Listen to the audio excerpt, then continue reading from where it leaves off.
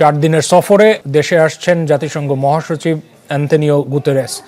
7 বছরের ব্যবধানে তাঁর দ্বিতীয় সফরে রোহিঙ্গা শরণার্থী সংকট, মানবাধিকারের প্রসঙ্গ অগ্রাধিকার পাবে। পররাষ্ট্র মন্ত্রণালয় জানিয়েছে, জাতিসংঘ মহাসচিব শুক্রবার প্রধান উপদেষ্টা ডক্টর মোহাম্মদ ইউনূসের সঙ্গে বৈঠক করবেন। এরপর দুজন বাংলাদেশ বিমানের একটি ফ্লাইটে করে একসঙ্গে কক্সবাজার যাবেন। প্রধান উপদেষ্টার সৌজন্যে রোহিঙ্গা ক্যাম্পে ইফতারে অংশ নেবেন জাতিসংঘ মহাসচিব। সেই ইফতারে 1 লাখ রোহিঙ্গা অংশ নেবে বলে জানান প্রধান উপদেষ্টার প্রেস সচিব শফিকুল আলম।